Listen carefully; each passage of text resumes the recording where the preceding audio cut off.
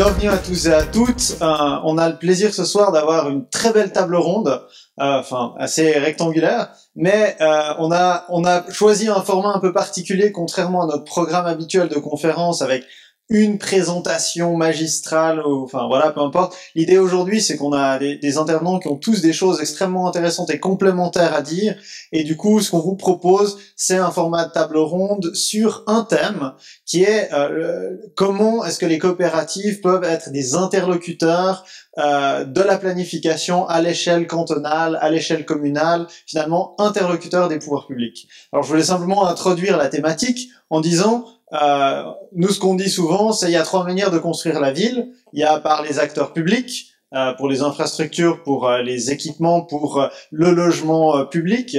Il y a par les acteurs privés, partenariat classique des années 80, et puis gros acteurs sur le marché. Et puis par les groupes d'habitants, par les coopératives. C'est aujourd'hui de ça qu'on va parler, et surtout du dialogue qu'il y a entre ces groupes d'habitants, entre ces coopératives et les autorités publiques. Donc, j'aimerais d'abord commencer peut-être par introduire cette question avec Éric Rossio, en disant, voilà, les coopératives, on englobe ça souvent de manière très large sous une appellation coopérative, mais dans ce concept de coopérative, il y a plusieurs catégories, il y a plusieurs variantes de coopératives, les coopératives d'habitants, les coopératives de institutionnelles. Est-ce que tu peux nous clarifier un peu qu'est-ce qu'on entend par cette diversité-là? Je pense pour poser le débat, c'est un bon point d'entrée.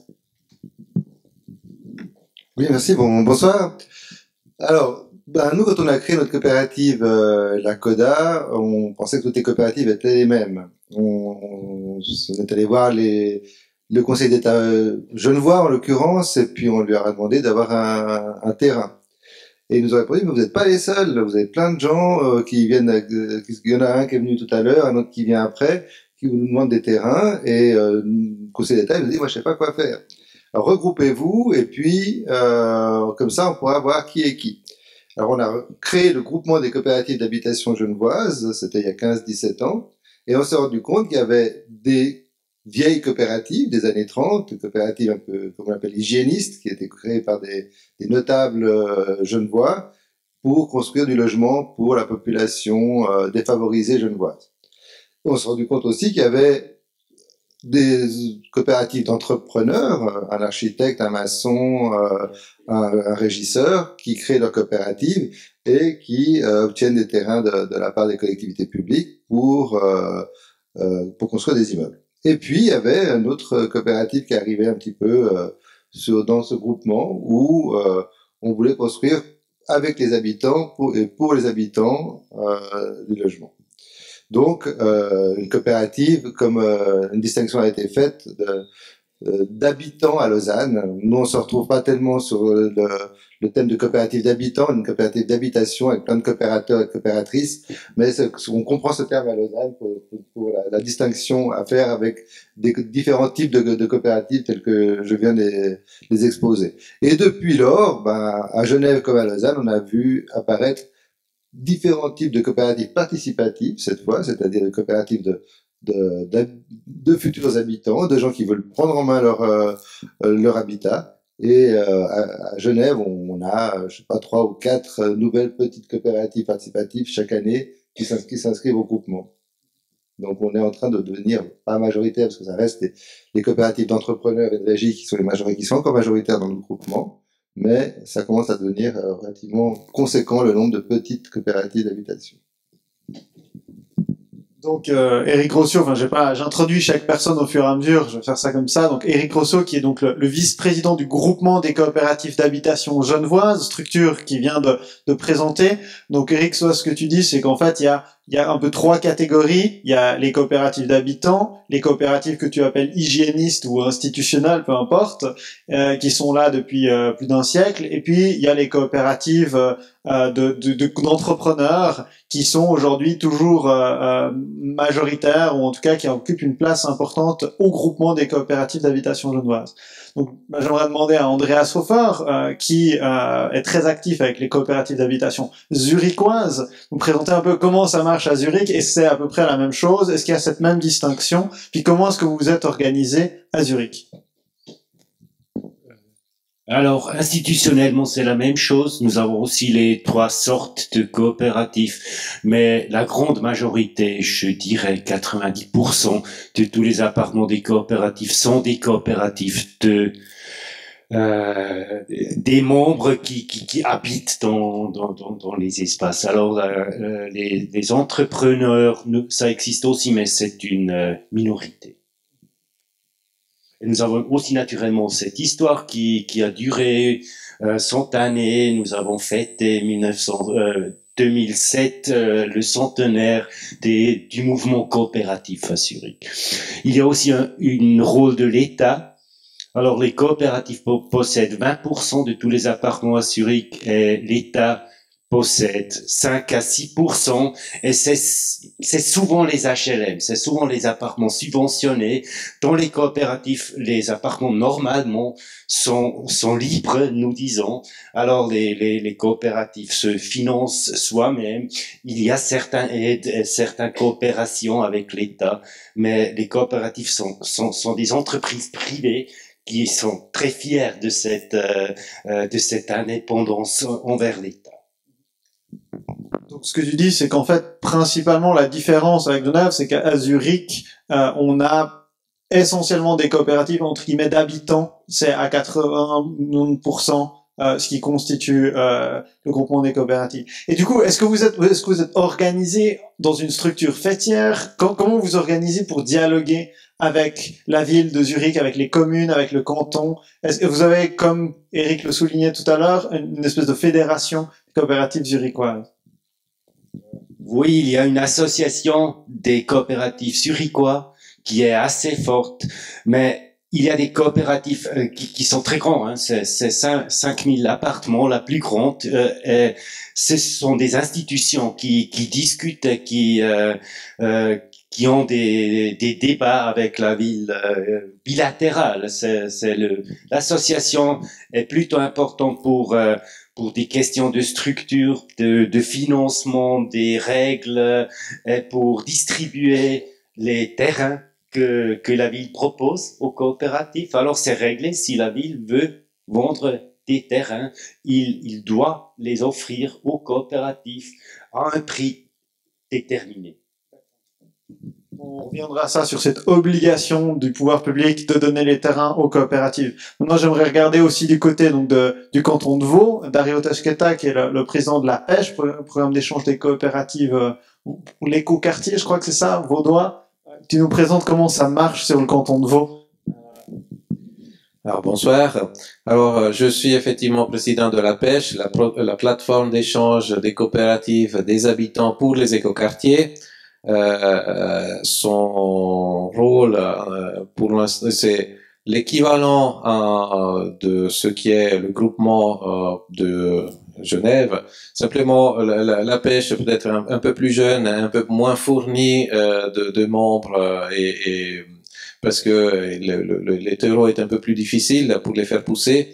La pêche est active essentiellement sur les thèmes de écoquartiers, métamorphose, mais pas seulement. En tout cas, c'est la démarche métamorphose et particulièrement les Plaines du Loup qui était l'élément déclencheur pour réunir à ce jour disons, une dizaine de coopératives.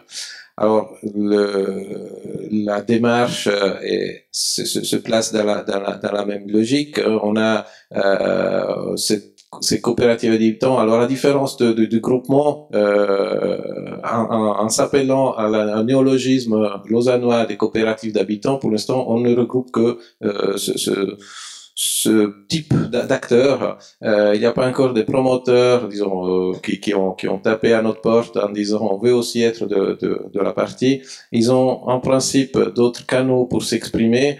Peut-être que Lausanne arrive à faire avec la démarche qu'elle a faite, elle arrive à faire le tri entre ces différents approches. Si on est tous coopératifs pour le code des obligations, effectivement, c'est très différent si le projet est porté par des habitants, acteurs concernés, ou par d'autres structures qui, si effectivement mettent sur le logement des des logements, ils sont peut-être mus par des objectifs bien différents qui les organisent. Merci Dario. Ce qu'on comprend, c'est qu'effectivement, sur Lausanne, sur le canton de Vaud, il y a cette initiative qui est beaucoup plus jeune que le travail qui s'est déroulé à Genève il y a 15 ans et antérieur également à Zurich. Je ne sais pas de quand remonte cette association des coopératives zurichoises. C'est à peu près... Tu n'étais pas né, hein? Voilà. Et du coup, moi, ce qui m'intéresse, c'est de demander à Elinora Krebs, donc responsable du logement à la ville de Lausanne, quel est l'intérêt de la municipalité d'avoir un interlocuteur regroupé, fédéré. Enfin, qu'est-ce que vous cherchez finalement du point de vue des acteurs de la société civile? Qu'est-ce que vous attendez comme interlocuteur ou de la part de ces interlocuteurs? Donc, de la part des coopératives d'habitants, comme nous les appelons à Lausanne. Alors, bon, alors peut-être dire, oui, à Lausanne, on a évidemment depuis la fin du 19e siècle, début 20e, des coopératives d'habitation qui se sont créées pour fournir des logements à des classes sociales pauvres, des ouvriers, pour sortir des taudis de l'époque. C'était une manière la ville fournissait des terrains gratuitement, et puis ces formes de coopératives qui ont vu le jour, ont construit des logements bon marché pour une population ouvrière qui pouvait se loger finalement dans des conditions meilleures qu'avant. Et c'est ce qu'on appelle aussi les coopératives hygiénistes à Genève. Mais ces coopératives sont devenues très, très fortes et fleurissantes avec le temps parce que la politique cantonale du logement a favorisé ce type de structure. Et dans les années 70, il y a une nouvelle loi de l'époque sur le logement qui a vu le jour, qui a donné une nouvelle impulsion à ce type de logement. Et on était toujours dans ce qu'on appelle le logement subventionné. Donc, le logement subventionné qui s'adresse à une certaine partie de la population et qui doit répondre à des conditions d'occupation. Et du moment où il ne répond plus aux conditions d'occupation, les locataires doivent partir parce que, voilà, ils ont beau à dire qu'ils sont intégrés dans l'immeuble, qu'ils aiment bien leur vie dans le quartier, il y a des conditions rigoureuses et on ne peut pas y déroger. Et avec l'arrivée des années 2000, mon arrivée aussi en service, je trouvais à critiquer ces systèmes parce que je disais ça permet pas finalement de construire des relations de voisinage, des relations de convivialité, des relations de solidarité. Chacun est menacé d'être pas expulsé, mais voire soi-même son bail résilié, puis chacun essaie de défendre ses propres intérêts. Et c'est des coopératives certes, mais qui fournissent des logements à loyer modéré ou abordable, mais pas plus. Et il faut vraiment faire plus. Et là, effectivement, j'ai observé l'expérience de la CODA, c'était le commencement de la CODA à Genève, et j'ai trouvé que c'était vraiment un modèle très intéressant qu'il fallait essayer d'une manière ou d'une autre amener à Lausanne. Et en même temps, j'ai appris qu'à Zurich, il y avait des coopératives qui datent de nombreuses années, de dizaines d'années, qui avaient énormément de membres qui fonctionnaient sur des coopératives, comme on dit, participatives d'habitants qui remplissent finalement une mission qui est directement liée aux gens qui veulent habiter ensemble.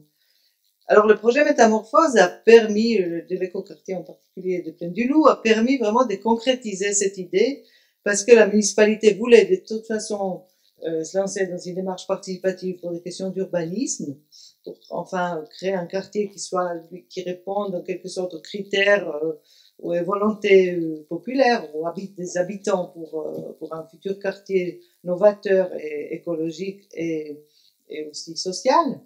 Et puis la concrétisation au niveau de l'habitat, c'était de dire on va créer des coopératives, on va favoriser, on ne peut pas créer, mais favoriser la création de coopératives qu'on appelle d'habitants pour distinguer des coopératives d'habitation qu'elles sont déjà là et connaissent toutes les formes de financement et de mode de vie pour lesquelles elles veulent continuer dans ce sens, mais créer quelque chose d'innovateur et qui est attractif et qui peut capter des habitants qui veulent vivre ensemble, développer un projet commun, que ce soit un projet d'architecture ou d'appartement, mais aussi un projet de mode de vie. Que ce soit pas uniquement au moment où on a fini le projet, voilà, chacun chez soi. Puis c'est bon, on a fini d'être ensemble, mais justement que c'est continuer cette façon de faire. On sait qu'on ne peut pas décréter, si vous voulez, la solidarité, la convivialité, mais qu'on doit vraiment essayer de créer disons, un terrain et des projets propices à ce que cette mode de vie puisse voir le jour et se renforcer, parce que nous constatons à Lausanne, en tout cas, que le mode de vie individualiste est vraiment très répandu et que si on cherche à créer un nouveau quartier pour le nouveau siècle, bah, il faut au moins essayer de sortir de ces schémas que nous connaissons aujourd'hui, puis essayer d'inventer ensemble avec d'autres habitants concernés un nouveau mode de vie. Et c'est comme ça qu'on a imaginé les coopératives d'habitants, et on a imaginé qu'on leur donnera une part qui sera bien réservée par rapport aux coopératives d'habitation, afin que vraiment les deux modes de fonctionnement puissent exister et voir le jour, notamment dans les nouveaux quartiers de Tondu. Merci beaucoup pour cette précision sur les objectifs de la vie ensemble et de l'outil coopératif dans ce sujet-là. Moi, j'aimerais aussi demander donc à Jérôme Chenal, le nouveau secrétaire général de la CEAT, Communauté d'études pour l'aménagement du territoire, qui est basée à l'EPFL, de nous dire un petit peu, à ton point de vue, comment est-ce que tu vois cette relation des acteurs de la société civile avec les municipalités, ce type de partenariat. Est-ce que c'est un élément qui est largement débattu par les communes, ou est-ce qu'on est sur quelque chose qui est finalement assez nouveau dans le débat sur l'aménagement? Alors, pour moi, ça dépend de quel point de vue on parle et où on se situe. La société civile qui parle avec les villes ou les communes, c'est quelque chose de finalement relativement à la mode aujourd'hui par les processus participatifs, mais c'est relativement nouveau. Par contre, qu'une coopérative d'habitants ou d'habitat soit un interlocuteur privilégié, ça peut arriver, mais c'est quelque chose qui est en tout cas pas dans les mœurs actuellement. La question est toujours, quand on fait de la participation, que ce soit pour de l'habitat ou que ce soit plus vastement pour d'autres projets, c'est toujours la question de la représentativité. Donc finalement, ce qu'on comprend dans les coopératives d'habitants, telles que vous les nommez, c'est qu'on a un groupe d'intérêts relativement homogène, qui sont des gens qui veulent partager ensemble un terrain, un idéal de vie, un mode de vie. Et puis, du coup, je comprends bien la démarche qu'on fait sur sa propre parcelle, mais je suis pas sûr que ça devienne un interlocuteur important ou intéressant pour la collectivité publique. C'est un interlocuteur parmi tant d'autres. Et il faudrait pas justement réduire les processus participatifs qui, eux, prennent en compte non seulement les futurs habitants, mais également les riverains, mais également l'ensemble de la population, les réduire à un seul contact entre les coopératives d'habitants et une force publique.